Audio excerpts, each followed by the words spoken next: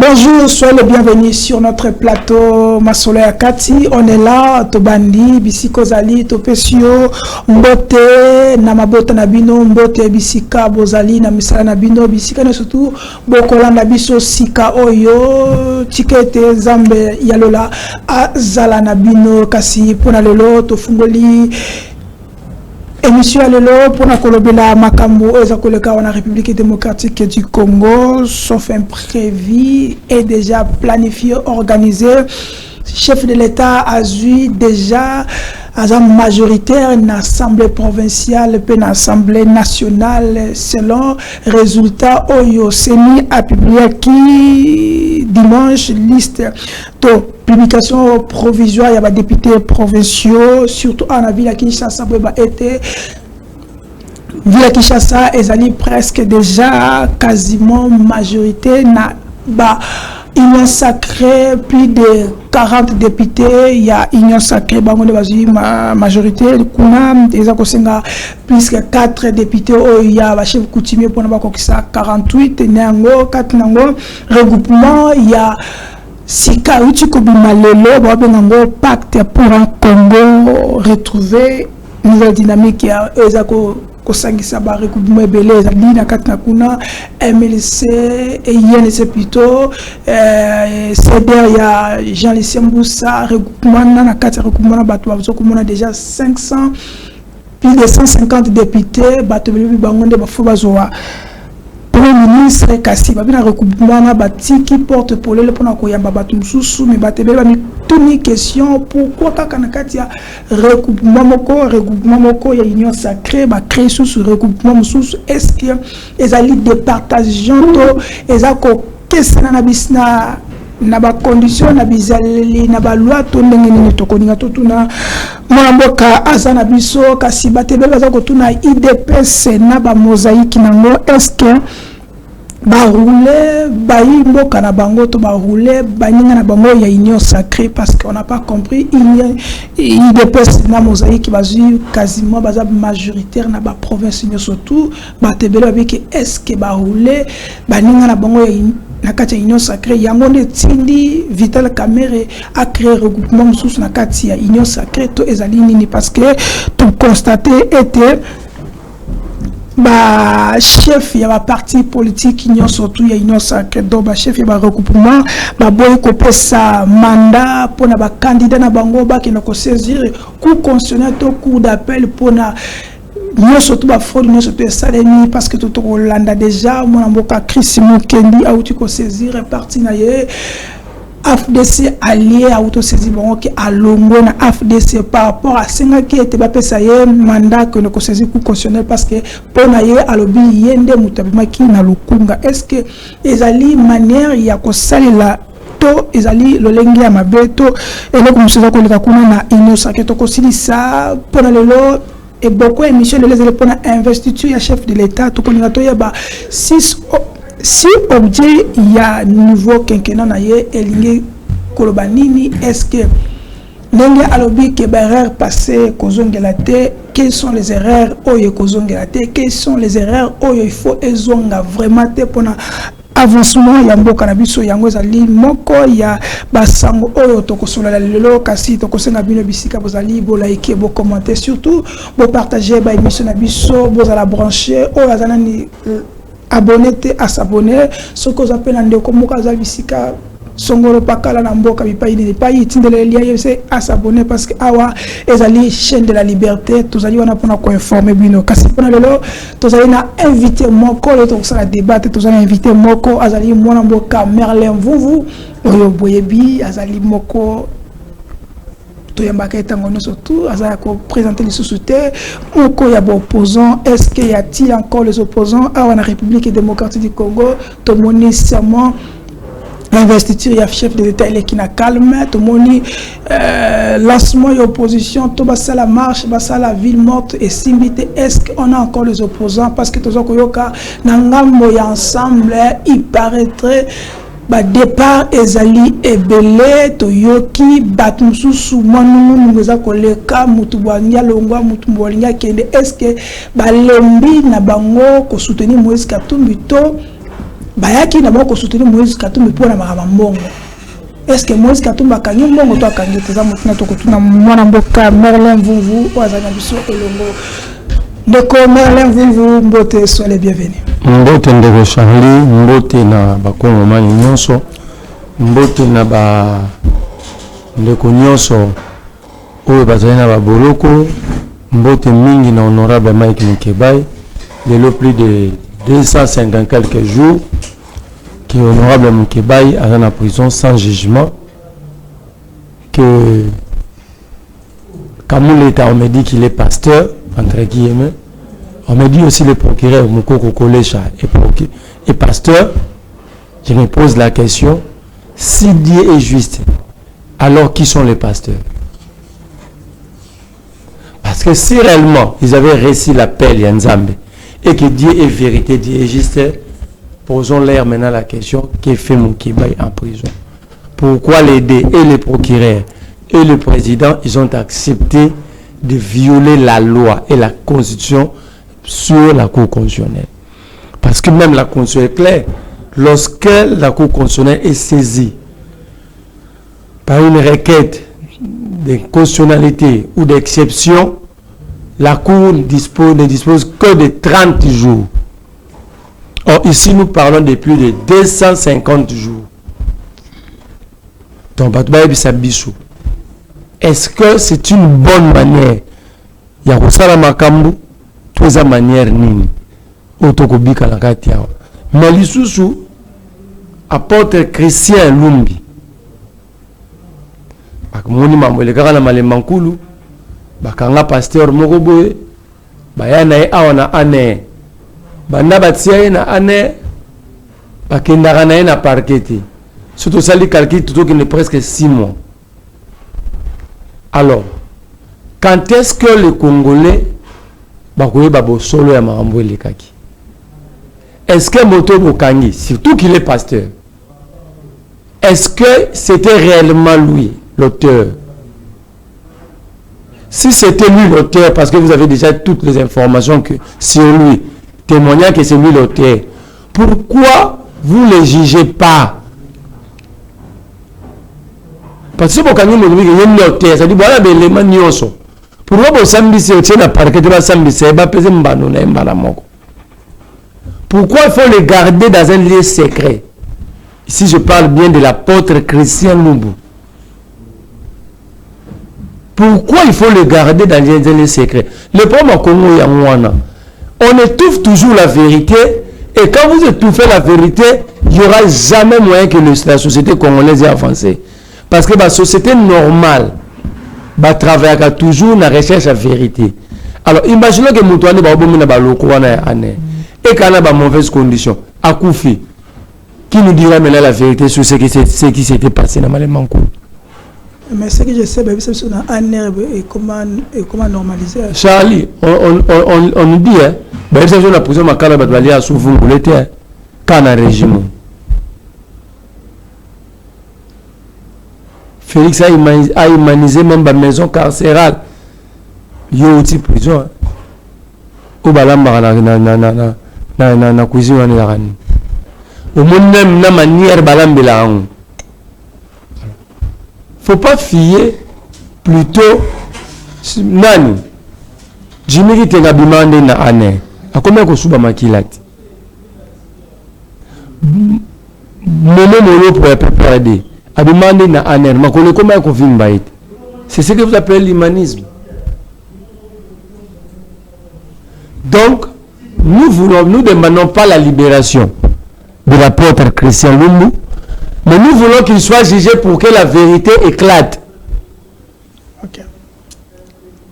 Nous demandons à l'AG de l'ANR de prendre, et le conseil spécial du président, le professeur que je respecte beaucoup, Bazoua Moutoyo, va passer la disposition parquet. Pour qu'il soit jugé, pour que ça ait été l'homme là qui n'a le droit à un rakoufi, on voit, tout est sous vérité, les cas qui réellement n'a pas cool. Parce que c'est l'homme à service de Zaïe. Mais on constate que le service de Kangaï, on est dans une forme de préparation au travail. On doit le laisser, le présenter devant le parquet, sans pression, qui disent à la population congolaise ce qui s'était passé réellement. Lui, il avait quelle information, il était qui, il avait joué quel rôle. Plus besoin de Bombaye, vous permettez à ces complices de fuir si réellement il était là. Mais ce que samedi, si maman a l'accident complice, ça va aider l'État. On dit, nous ne voulons plus qu'il va garder Yekuna. On a besoin de la vérité. Batikaye à Samba devant la cour des tribunaux. Ok. Première actualité. Un groupement de sécurité Kobimalelo.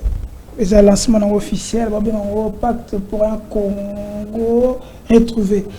Nakasiwana Motomoni INC, Vital Kamere, Tomoni, Jean-Lucien Mboussa, Bateba, Zach Pisque 4, Abike, Porte Zako Fungama, même Tuna Liboso Zali, Batebele, Bazako Mituna. Comment Moko ya Union Sacrée, Nakata Union Sacrée, va créer sous Union Sacrée bis, Ezana Moboko Nini. Selon Batobabi qui il paraît Bazoluka, que Bazwa. Bazwa pona bango parce qu'ils ont déjà 150 députés, Bazwa prémature. Batebe que Batwa na katiwana bakoko zwa prémature par rapport il y a passé na bango ils ont causé problème. La liboso na aucun malembe. Union Sacrée est la plateforme de regroupement au pouvoir. C'est-à-dire il y a une vision. Il y a une philosophie de gestion dans la carte. Lorsqu'on crée un regroupement au sein d'un autre regroupement, c'est qu'il y a un problème. Si pas problème, il y a vision, il y a un problème de confiance. Ou il y a un jeu d'intérêt qui se joue au détriment de la République. Parce que si tu sais que tu voulais nommer Kamere, Kamere n'a pas besoin de créer l'Union Sacrée bis, parce que moi j'ai qualifié ça de l'Union Sacrée bis. Ok. De l'Union Sacrée au sein de l'Union Sacrée. C'est-à-dire, quand vous regardez Kamere, dans un état sérieux, sans hypocrisie, est-ce que Kamere lui-même, il peut militer pour être Premier ministre? Pourquoi pas? Mais, oui, pourquoi Kamere a comme parce que l'image que les gens retiennent de Kamere, c'est que c'est un détourné. Ok. Vous allez continuer. Derek nous fait signe qu'il y a les images des alliés. Toyo Kamabalobi. Pour tous on peut commenter comme il faut. Suivant cet élément, nous allons revenir après. Allons-y. Et la force de son action. Une majorité cohérente par son attachement aux valeurs prônées par le chef de l'État et portées par notre grande famille politique.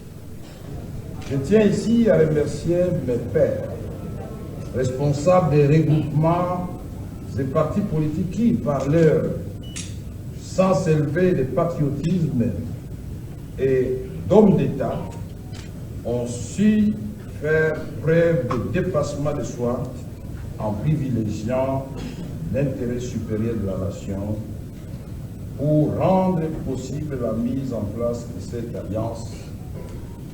Pacte pour un Congo retrouvé paisseur en cycle. À mes collègues, Tony Kankou Chiko, Julien Paloukou Kaouni, Jean-Lucien Boussa Tonga, je dis sincèrement merci du fond du cœur. Merci pour la confiance que nous nous faisons mutuellement, sans laquelle cette alliance n'aurait pu voir le jour. Alliance qui vient de naître et qui va grandir car la porte reste ouverte à celles et ceux qui désireraient se joindre à nous pour accompagner le président de la République. Ma gratitude s'adresse aussi à tous les députés nationaux et provinciaux élus de nos différents regroupements et partis politiques, car ils ont été la véritable cheville ouvrière de l'alliance politique que nous constituons ce jour. Je ne saurais terminer ce mot sans affirmer haut et fort que la coalition que nous formons aujourd'hui est une grande contribution au renforcement de la cohésion au sein de notre grande famille politique, l'Union sacrée pour la nation.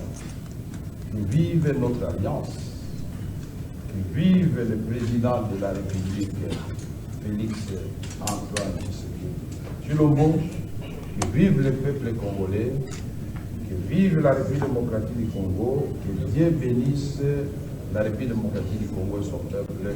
Je vous remercie.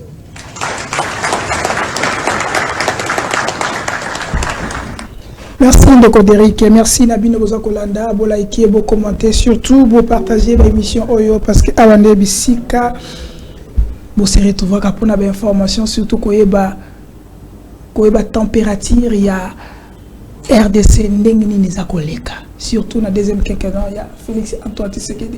Moi, Vital Kamerhe, dans un état sérieux, il n'est plus crédible pour faire ce genre de choses. Ça dit... acteurs politiques, non, mais c'est parce que ça montre le comportement, il y a scène politique congolais.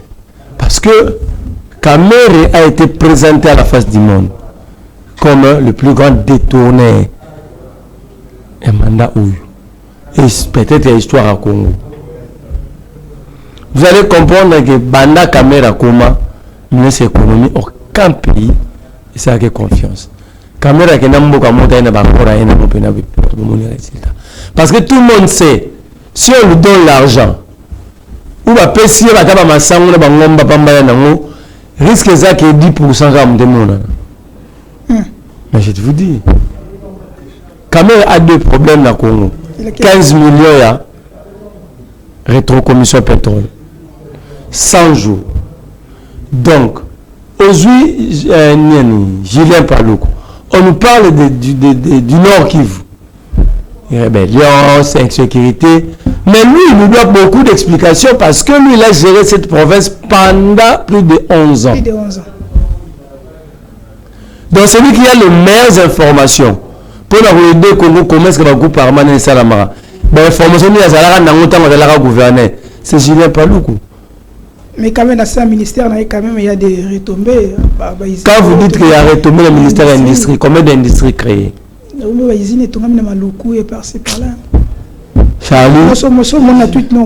Charlie Bajirambo quand a tweeté. Moga Oyo, il s'est gagné la rébellion na tweet. Moga Oyo, il s'est gagné drone de guerre dans les réseaux sociaux. Moga Oyo, il s'est gagné $500 dans les réseaux sociaux. Donc, dans un pays, il y a les réseaux sociaux. Et là, Salami, ça prouve à suffisance qu'au sein de l'Union sacrée, il y a crise de confiance. Ils sont dans une forme, il y a une forme d'amour. Moi, je ne t'aime pas non plus. Donc, comme le rabat, tout le monde est là, moi, c'est pas Baya Moubali. Mais toujours vendre pour toujours Kabatou Sonito Kabouana. Est-ce que c'est concevable? Moi, la plateforme mobile, la pouvoir. L'Union sacrée. L'Union sacrée a une vision entre guillemets. L'Union sacrée a un programme. Mais la carte soit tout ça surpris par Tongi sous plateforme sous. Ce qui veut dire parce que on part pour un Congo retrouvé. Ça dit et même ils sont conscients que pendant 5 ans le Congo ne s'est pas retrouvé. Bango va se retrouver, tout comment se retrouver? Non, Bango va se retrouver à chaque fois. Ah, okay. C'est le pays qui ne s'était pas retrouvé. Parce que Bango a dit comment retrouver. Est-ce que Kamerhe a redétourné les sous-soutenus? Mais qu'est-ce qui fait mal que ceux qui le Kamerhe a joué Premier ministre? Kamerhe, tout le monde a gestion, tout le monde va le baquer. L'Assemblée nationale, la salle Kamerhe, Moussala Malamu. Kamerhe a géré bien. Regarde. Kamerhe l'a dit la prochaine année. Il a augmenté les émoluments des députés nationaux. Il a créé les invisibles. On a Kamerhe. Namboka nini bafutaka motu salaire na kati ya rubrique nango batia rubrique moko wana invisible. Et Kamer ne comprend pas que c'est une bêtise qu'il avait à Salaki à Tolo. Il veut faire de ça un bilan pour lui. Cette histoire, c'est de l'escroquerie politique. Parce qu'en fait, Kamer veut être le premier ministre. Mais c'est normal, non? Député Belé. Alors, il sait que sur les Union sacrée, il n'aura pas trop confiance à Bato. Il crée cette plateforme pour avoir la primature. Est-ce qu'on peut leur donner la primature? Pourquoi pas? Expliquez d'abord pourquoi pas. Charlie, la gestion de la société, premier élément majeur, c'est la probité morale. Quand vous gérez la res publica, à part compétence, à part nous sommes dans un domaine, mais la morale à la société, l'éthique, le bon sens, et les ignorances. Au moment où on a Jean Pousse, vous allez lui poser la question, qu'est-ce qu'il a fait du ministère? Il a commerce extérieur à Salé Loroté. Mais le gars il a l'élection de la circonscription électorale il est en train de se rechercher. Est-ce que comme on avait vu en 2018 que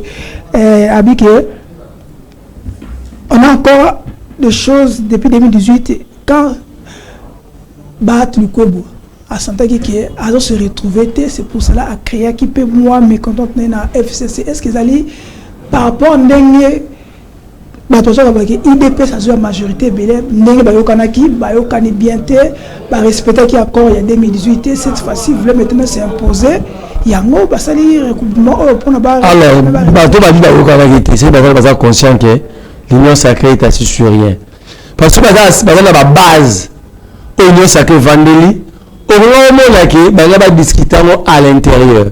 Ils n'ont pas discuté de cela à l'intérieur parce que personne n'a confiance à personne. Et ils savent que tu sais qu'il n'a pas des idées claires. Tu sais qu'il souffre du manque de leadership visionnaire. Alors Kamer veut créer ce leadership. Or, lui-même n'est pas propre pour créer ce leadership. Et le malheur, c'est que ce leadership, ils ont battu tout là-bas. Papa n'a pas c'est comme si c'était l'anniversaire de l'enfant d'un de nos cadres de la bateau de ce bazar. Au moment où on travaille avec un organisme,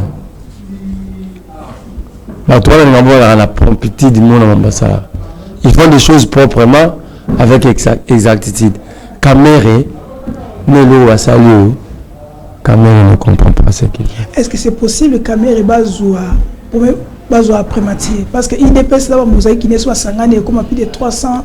Mais comment est-ce que tu sais qu'il dit à repérer sa Kamere prématuré? Parce que Kamere a cause de prématurité rien que par son passé récent.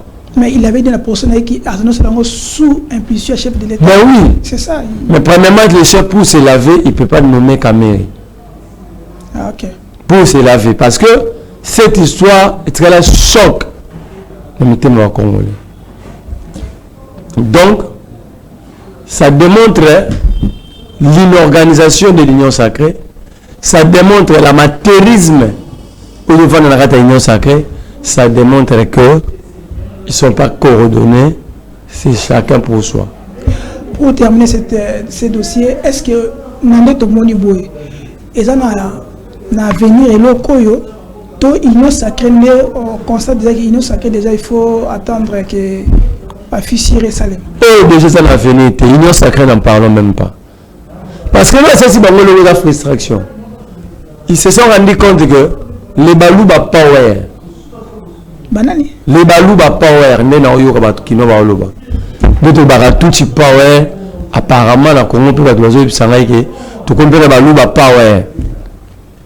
Quand même, sachant que le Koti, il ne va rien gagner, il se rallie aux autres. C'est rallié à banane. Sauf c'est rallié à Mboussa Nyamousi. Tu n'as rien foutu. Parce que Mboussa Nyamousi lui-même, c'est un chef rebelle. C'est pas profil à Moussou. Donc il y a un grand problème dans la union sacrée. Pour pas régler le problème, ils doivent d'abord définir la vision du chef de l'État et donner certains, si tu es parent, certains enfants à l'autorité de la régulation. Le bilan beaucoup tani, le bureau va s'arrêter à beaucoup. Ok. Parce que au Cameroun, ils sont là. Ils ont même le bateau qui s'est beaucoup. Comment on dit mais on a mis le boluki beaucoup tani de ça, bateau qui s'est beaucoup beaucoup. Parce que je ne peux même pas bateau qui s'est beaucoup. Bon, le bateau qui s'est beaucoup fait. Ada tegeli sur les simbitote, non on me passe. Ada simbitote le ba yo ka tegeli lisusu. C'est ça le Vital Kamerhe.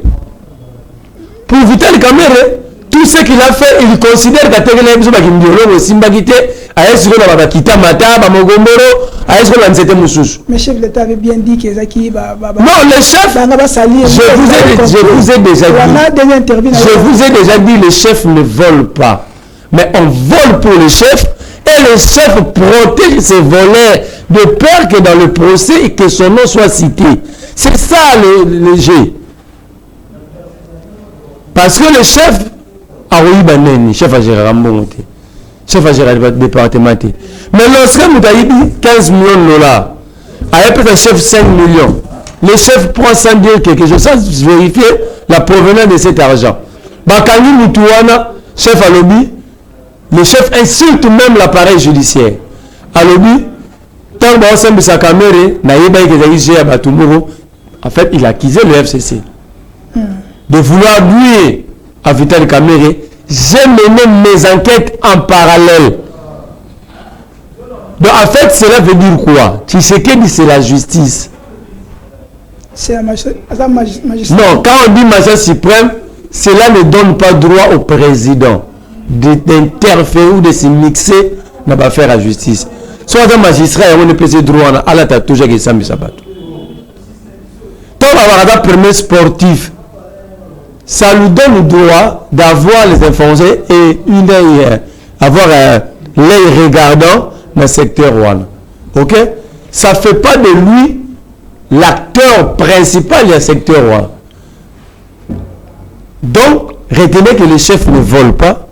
On vole pour le chef et quand même se comporte de quoi on va battre Karabaki c'est beaucoup.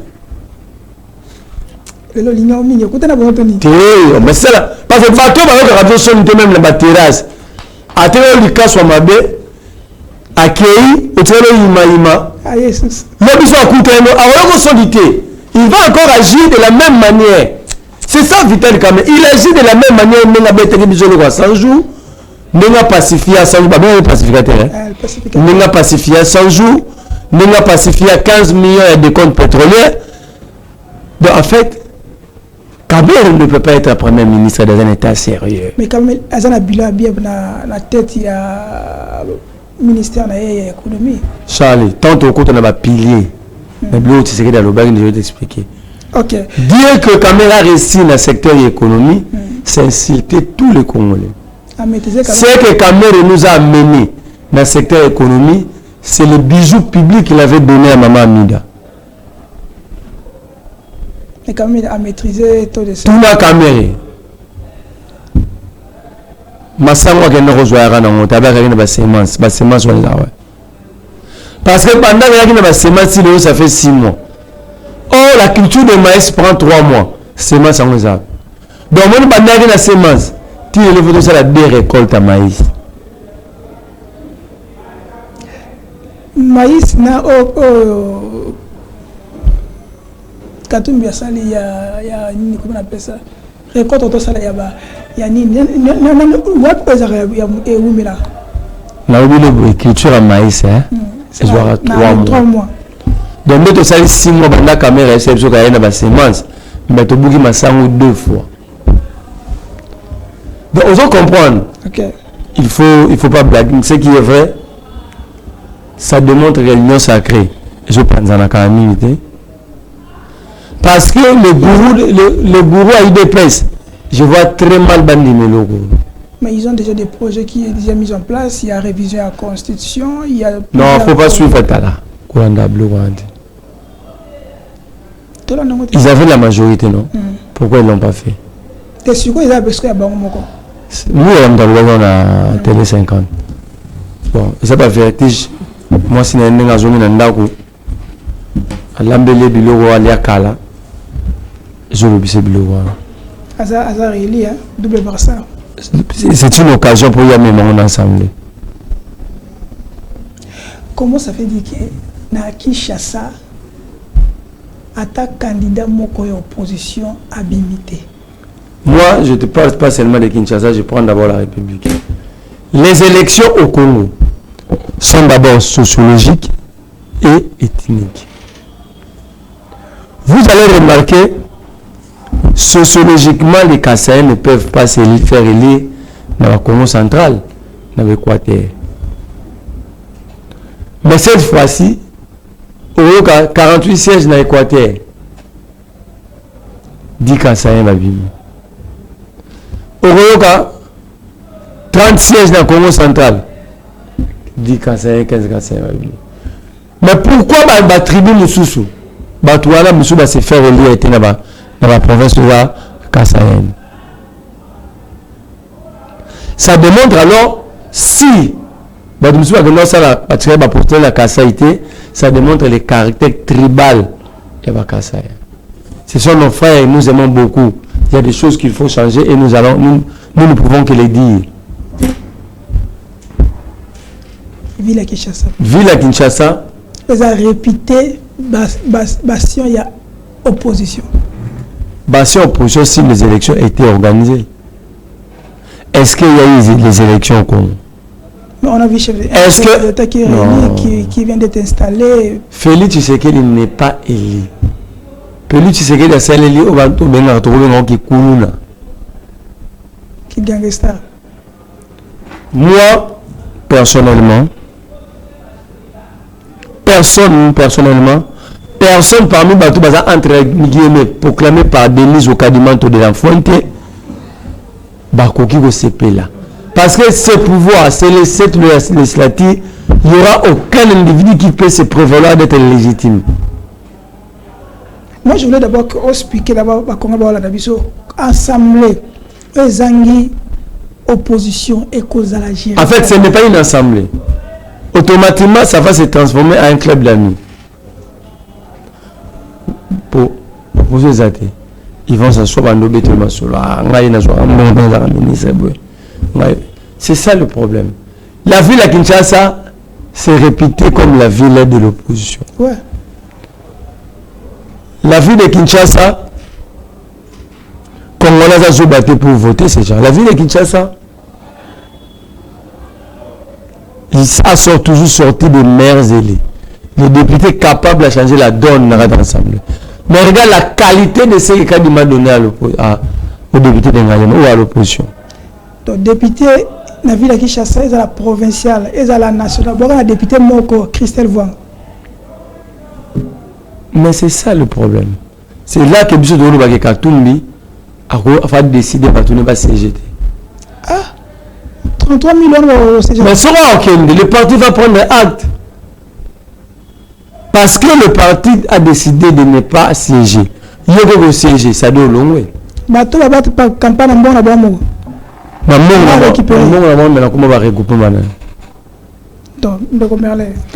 Il faut comprendre ça.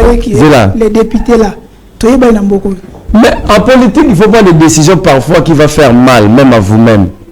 Mais il faut le prendre. Katumbi, ce qu'a dit que le député ne va siéger, c'est-à-dire il va vendre son leadership. Parce que par terre, notre liberté avant la député. Mais si tout le monde est là parmi les députés élus, entre guillemets, et ils mis ensemble, eux, à la facilité.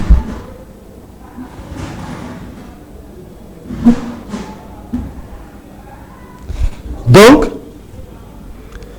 se sont organisés. L'Empire Nabango, Balouba Power, pour donner à l'opposition 27 sièges. Si c'est 27 sièges, moi, nous qui ne croyons pas à Mouzitou, moi 3.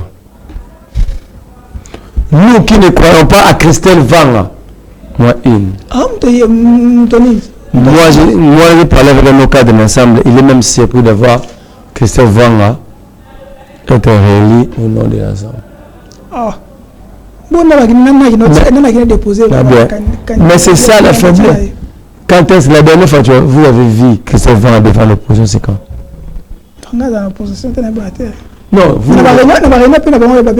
Ça veut dire ici, il y a un vrai problème. Il y a monnayage, il y a ma voix, monnayage, il y a ma siège. Katumbi a une seule option, c'est de refuser que ces députés siègent.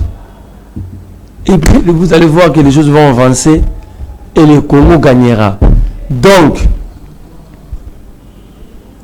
mon professeur dans l'université, ils sont dans le droit de se comporter aux leaders, comme des leaders.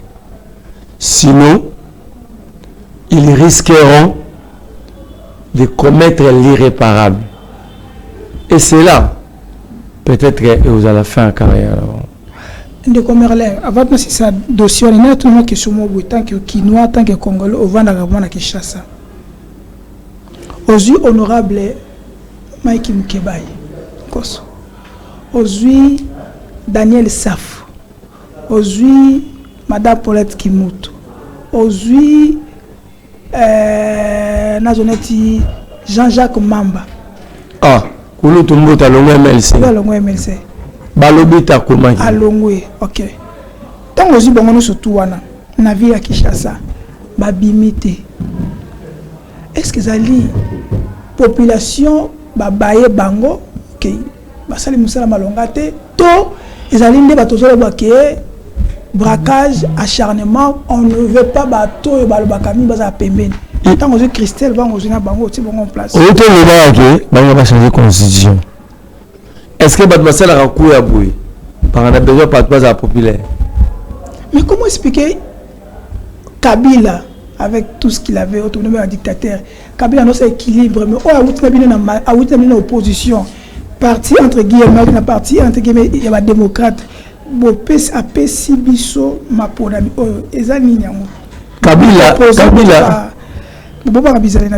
Kabila est plus que Tshisekedi. Dans un côté homme d'État. Kabila est loin, dépasse de très loin Tshisekedi. Dans beaucoup de choses. Tu vois ces pays. Si on peut dire Tshisekedi n'est pas Kabila Zula qui a un ton c'est l'émission. On n'allait pas faire cette émission parce que Kabila s'était surpassé. Je ne vois pas Tshisekedi faire ça. Mais la discours qui a fondé les portes en opposition. Il va se gérer que l'opposition spatiale. Charlie, le second mandat est une conséquence directe. Ou c'est la continuité des fondamentaux posés au premier mandat. Parce que si on a le but du premier mandat, ça la posé la bisoté. C'est quoi ça la posé la bisoté opposition? Ok, nous disons bravo. Mais pour quelle fin? Quel est l'avenir de l'opposition Congo? L'opposition que vous êtes en train de chercher, tenez, première opposition c'est le peuple, parce que ce sont eux qui subissent directement. Quel peuple, Ndeko Merlin? Ndeko Félix Antoine Tshisekedi va proclamer le peuple Bovandi, n'a pas l'opposition Bovandi. Bosali, soi-disant, soi-disant, complet Bosala qui n'a nini, n'a se passe, et l'équipe a bongo. Va prêter serment. Bosali, soi-disant, vous lancer marche, to news, et l'autre côté. Au moment qui balade Salamé na stade des martyrs, le président va répondre. Mais ça veut dire que tout ce que vous organisez à l'Okuta, quelle population sont la légitimité. La légitimité au Congo est définie à l'article 5. La souveraineté nationale appartient au peuple. Tout pouvoir émane du peuple, qu'il exerce directement par voie de référendum ou des élections indépendantes, indirectes Directement par ses représentants. Batouana bayaki on zomona. Lelo bele CP là. Bayaka na Kagame boya. Il est Kagame agressé. Bateau va salir la rébellion, Corneille Nang, et les autres. Tous sont les enfants de qui? Banana. Nabi Boyi. Regarde, t'as où t'es qui m'ingaï? Corneille Nang. Corneille Nang a sali rébellion. Bao a sali la rébellion. Kagame, tous ils étaient les enfants et les partenaires de qui? Tu sais qu'il y a réussi le M23 ici. Ce sont des histoires qui n'est pas vérifiées. Hein. Prof Mbata Lobaboui. Et les avait invités, on avait écrit qu'ils étaient de bonne foi. Mais le chef de l'État n'a pas confirmé ça. Tout le monde a RFI, qui sont des blabla. Est-ce que tu as la vérité, moi, tu sais qu'il y a déjà?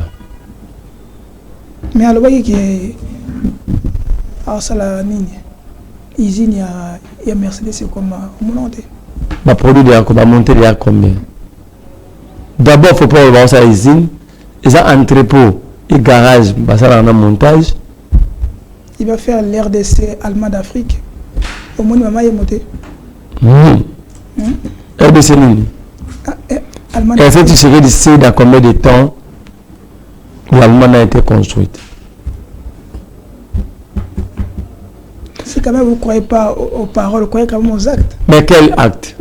Maman est montée. Maman est montée. Maman est montée à l'hôpital à Kanchachi. Maman est montée à l'hôpital à Kanchachi. Batoneli va soda mais on fait 100 000, 500 $ pour le traitement. Aux yeux on se soit pindé comme Merlin. Mon le dans l'hôpital général ba otonga. C'est tout que ça sous-traité. Nous on va récupérer là na dire bachi. Tout ça oui. HJ bien. Et il faut retenir que muto otonga yango za mukolo HJ. Ka Libanais. Arish Jal. Madame Takabila. Arish Jaltani. Donc aussi c'est voilà. Pas tout côté la promesse achevée. Donc tu sais que dit ne peut pas aller chercher la légitimité à l'extérieur en nous invitant plusieurs présidents de la République et des dignitaires à Bapoya Batou. Mais là, le lobby c'est plus là. Mais lobby, la communauté internationale est en train de comploter contre nous. Mais vous voilà, vous avez la légitimité à puis l'international. Lobby a beau parce que vous ne respectez rien. Ils vont vous tourner les dos. Ils vont tout faire pour faire partie pour le bagage complot contre Mboka, la communauté internationale. Mais vous oubliez que vous venez de recevoir des gens. Et ces gens-là, Boyembeli Bango Betel Mabobia, Mboka Mukini qui fait le président. Tout le monde a monté au de la président Moko. Mais ne comme Merlin, tout le monde que na hôtel du fleuve vite parce que ndeko nda chimie a bien ça qui va gêne tout le monde que on attend pourquoi que vous avez invitation Charlie vous blaguez avec la vie des Congolais ou quoi? Vous prenez un président de l'un des pays agresseurs de la République pour tuer face à la gêne. Quel rêve vous vendez aux jeunes? Quel rêve? C'est comme si nous devons tirer derrière la Kagame la salle de Marty. Il y a une invitation. Attention, il y a une ah, mais c'est que soit là, c'est une stratégie. Quelle stratégie? Ma stratégie, c'est de récupérer ces troupes et laisser le territoire congolais libre. Maire élu na Kindu, Salomon Skadela, na provincial, maire élu na RDC Mobimba Matata Pogno, quand même, osant qu'on déplorer que l'élection qui a bien été, braquage, tout ça, fraude, mais quand même aussi, quand même, bateau, oh, une opposition, ça va maire élu. Mais quand même, tout le monde, tout va bien. De Charlie, l'élection de Salomon, c'est une réponse polie de la population de Maniema à ce régime de terrorisme. Ceux qui restent ici, ils sont maintenant dans l'obligation de libérer Salomon Kalonda. Pourquoi je l'ai dit? Jekoko a été élu en étant en prison et Kabila Bimi c'est une maman. Parce que Kabila n'a abonné bomba Jekoko parce que Jekoko avait reçu les suffrages de la population, la confiance. Comme le peuple a décidé que ça nini. Mais pourquoi Salomon est proclamé on le garde en prison? Il doit sortir, aller remercier ses électeurs. Mais pourquoi on le mettait en prison? Qu'est-ce que Salomon a fait pour que, à cause de lui, tu sais que depuis marcher même sur la volonté, il y a souverain primaire. Même Jabiso. Mais vous êtes quand même d'accord dans l'élection tant que Salomon a bien? Non, on n'est pas d'accord. Nous demandons l'annulation. Nous demandons l'annulation. La cessation n'est pas l'annulation, la cessation de poursuite contre Salomon. Parce que ton bateau c'est trop. Comment Moutobokangi, au Sambisa a été, besoin de Nakacho. Abela Kagato, comment bien? Salomon est toujours malade. Mais il y a surtout une maison à Bela. C'est Salomon déjà babimissé à l'hôpital. Soit à l'hôpital, nous avons pensé ça. Il y a besoin de l'hôpital. Parce que nous avons commis à Abiki, Abi paraît tout le monde a rendu comme le Belango soutien, c'est comme si on dirait Abika Naé. Non, Salomon est toujours à l'hôpital. On attend voir.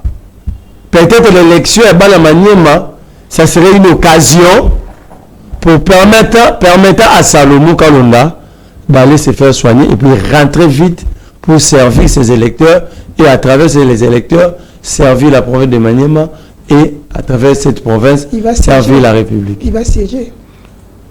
On ne sait pas. Mais vous avez dit qu'on demande à tous les candidats doivent boycotter ma candidature. J'ai dit ceci pour Katumbi. Mais ces candidats ne sont pas ils n'étaient pas candidats Katumbi. Il y a partis politiques ensemble. Il faut que les partis aussi se réunissent pour se baser la décision. Donc il y a une alliance entre les partis et Katumbi. Mais c'est ça. Ok. Matata Ponyo Batolabi qui cette fois-ci a commis député. Maman, il y a beaucoup de cette fois-ci, il faut l'endeler bien parce que cette fois-ci a commis député, c'est possible de l'endeler bien. Est-ce que Maman Kangalozo a poursuivi Matata Ponyo toute sa vie ou il y a beaucoup d'abord tant que aïe politique à quoi se critique na justice ba kata makambo mbala moko? Est-ce que Matata Ponyo a yibambo? Surtout nous connaissons le oui. Parce que c'est pénétrable aussi Matata. Deuxième chose, qui avait libéré Patrice Kitebi, le ministre des Finances? Troisième question. Est-ce que pour Kangamutu, voilà, droit à payer pour violer Mibeko?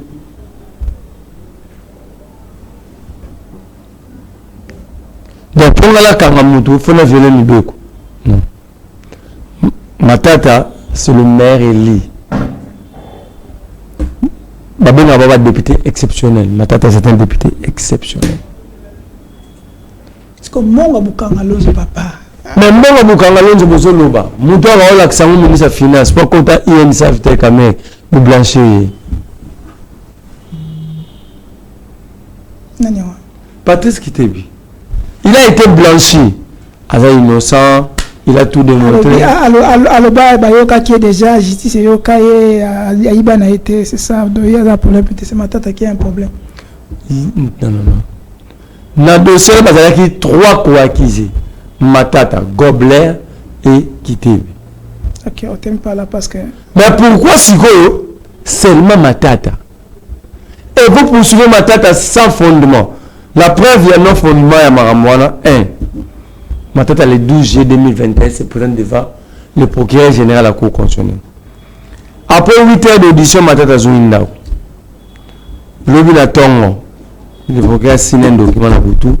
Na Tongo, Matata n'a rien surveillé. L'objet de l'année, ça main levée. La signation.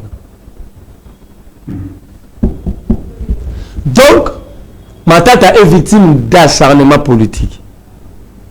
Comme aussi Vital Kamerhe. Non, Kamerhe n'était pas... Kamerhe, c'est le président qui l'avait sorti. Matata souffre de l'acharnement contre sa personne. C'est impossible de voir Charlie. Toi aussi, c'est parce que tu as promis ça chez l'État. C'est impossible que vous violez toutes les lois de la République pour poursuivre un individu.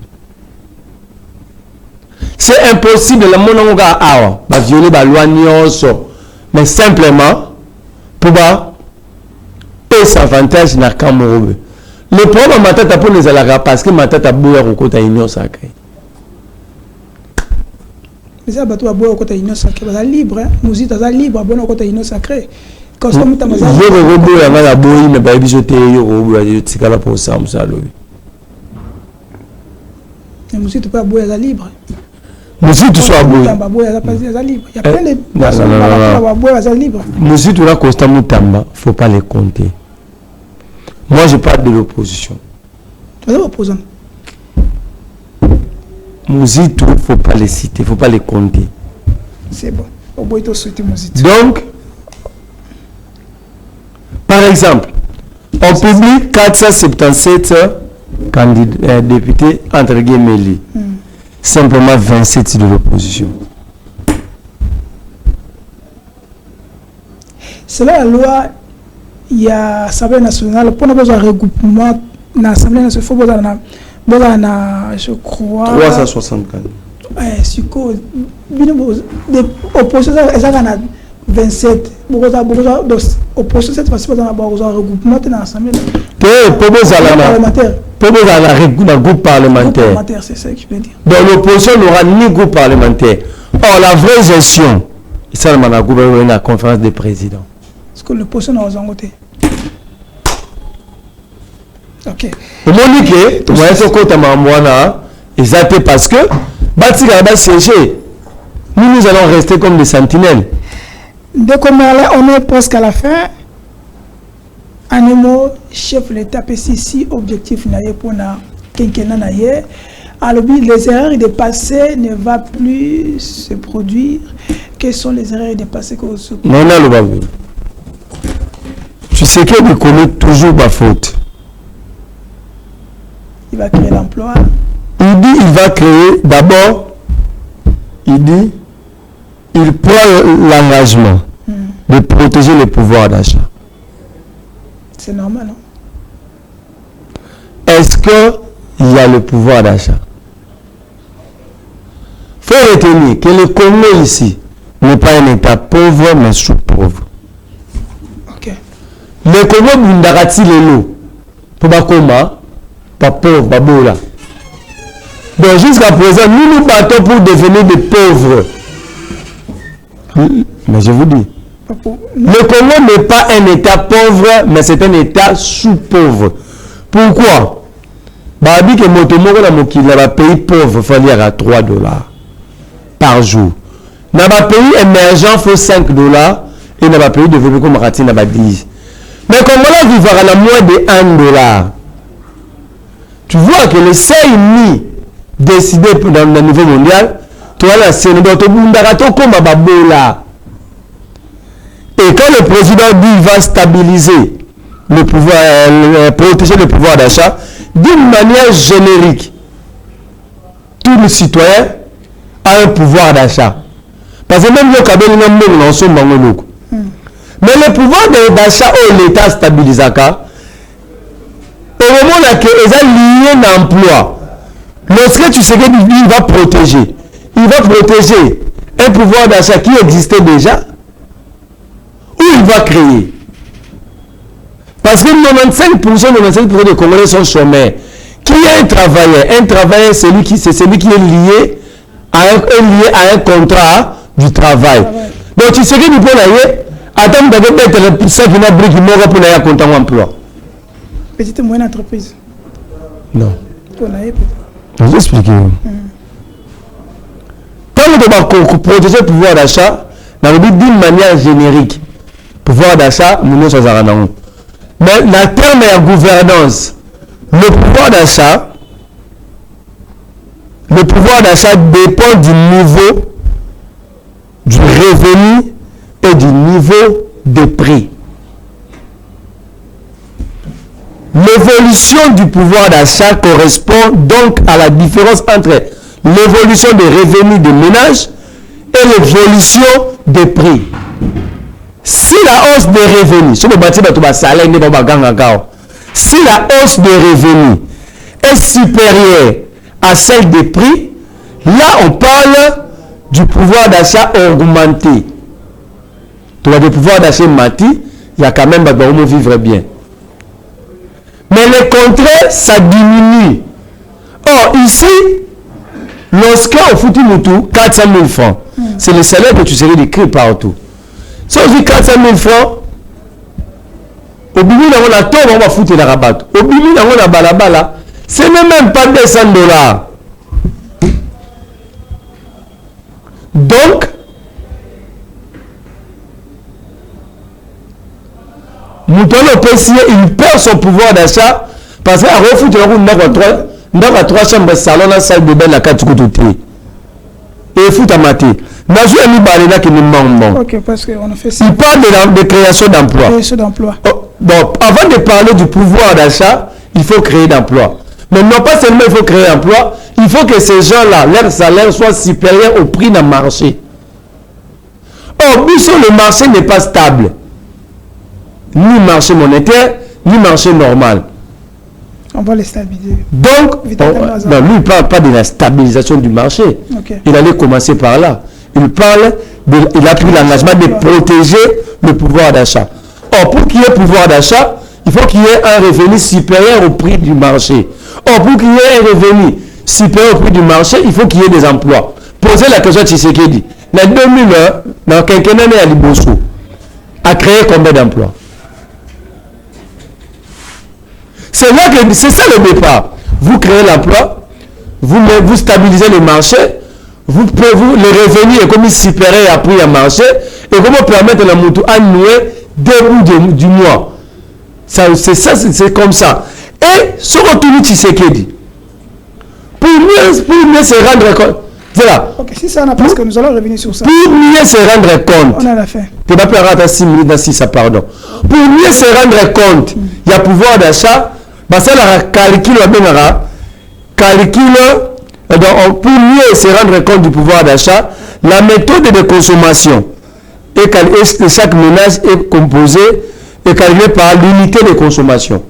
Alors l'unité de consommation c'est quoi? C'est la consommation d'un individu. L'unité de consommation de chaque ménage. Dans l'endroit où nous avons 4 personnes. Chacun a un niveau de consommation. C'est ce qu'on appelle, il faut d'abord vous comprendre l'unité de consommation de chaque citoyen, de chaque ménage, citoyen dans un ménage. Or, tu sais qu'il essaie d'abord, on passe combien nous sommes au Congo. Alors, sur base, il y a calcul mini, il y a unité de consommation, il y a sali, alors bien on protège le pouvoir d'achat. Alors, bien, Zouzou, nous avons parce qu'à côté de la détail, mais déjà, on a un générique. Il prend l'engagement d'assurer avec plus d'efficacité la sécurité pour tous. Mais le parti dont il est ressortissant, ce parti a traité de milices. Ce parti-là a traité de milices. La maison communale de Tiangalima. Il y a drapeau Ben, il y a Moka, il y a drapeau, il y a eu des personnes du Colo. Le président a entré sortir dans Oya. Ne finit pas dans le passé. C'est ça. Comment c'est le président? Bateau tout basali ba rébellion. Ce sont ses amis. Je l'ai dit à la début. Nanga, Azaginan, conseiller en matière électorale, tu sais qui dit. Kagame, c'était le partenaire fiable et efficace. Kenya, la République du Kenya, partenaire fiable. Yemdazi Ayami Nanga, pour ça là. Ça dit, lui-même et ses amis sont la cause de l'insécurité.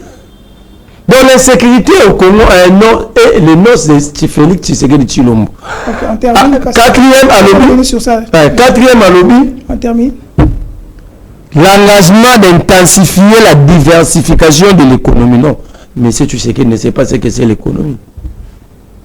Mais il est entouré avec des professeurs économiques. Attends, pour diversifier l'économie, Toujours dans le 5e point, il y a accès, garantir l'accès aux services de base. Donc, par exemple, l'eau et l'électricité.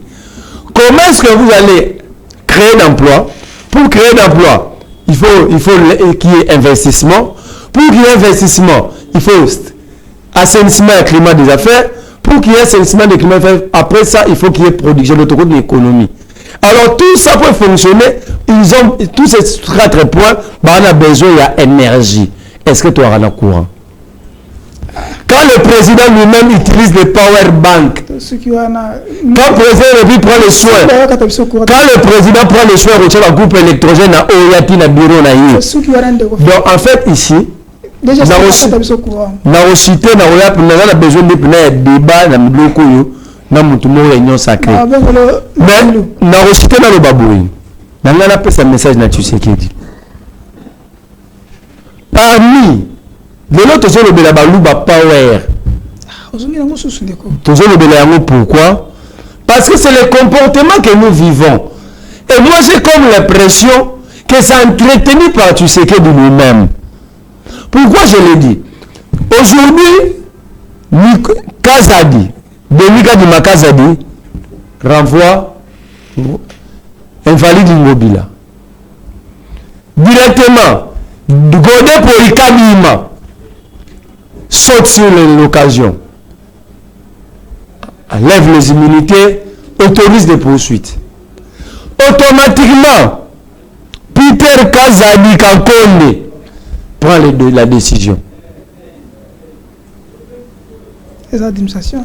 Malamoro Bazui, Gérard Moulumba Kongolo, Batie AI. Conséquence des années. La ville est plus que tribalisée que les Katam Magabounions sur Yamoko. Tala. D'abord historiquement. Ce soi-disant, il y a ville qui chante ça, on peut se répondre. Tala Sigo. Nouveau roulage, Moulouba. Nouveau roulage. J'ai cocoté. D'abord, à celle-ci, à quest la moussala mabé, à tout ici, dans la moto, à battre tout un jour dans la SANEF. Tu es dans la présidence assemblée provinciale Moulouba. Godé pour passer la commune député nationale, tu as un contentieux. Tu es dans la vice-présidence assemblée nationale Moulouba. Francis Chibalabala. Tu es dans la rapporteur assemblée, en attendant que ma décision vanda. Espace Grand Kassai Junior de Malim. Nous sommes liés à 18 millions de dollars. Pour citer, 18 millions de dollars dans la banque. C'est pour les travaux de finissage. Il y a Zandou. Et Ngobila Lobby a repris ça. Peter Kazadi, Gérard Jekoko, Godé Poi. Liba joué la décompte finale. Et conséquence, ils veulent régler des comptes en Ngobila. Non. Je dis au Kinois, on n'a jamais été d'accord avec Ngobila. Ok? Moi-même, j'ai combattu Ngobila. Mais cet argent, et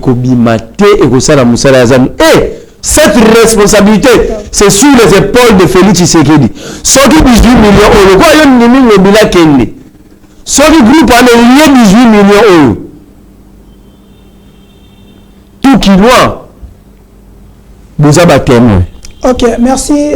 On est presque à la fin, vraiment, parce qu'on a débordé, parce que la télé, c'est le temps. Mais merci Naderike Moukeba, merci à notre VPM Patrick Lokala, merci Nabonos Mokolanda, Bola Ikebo, commenter. Surtout, restez branchés parce que Awa, information, ils ont bien certifié. Couleur, il y a boulevard et information. Bye bye, ciao, nous allons revenir à la prochaine.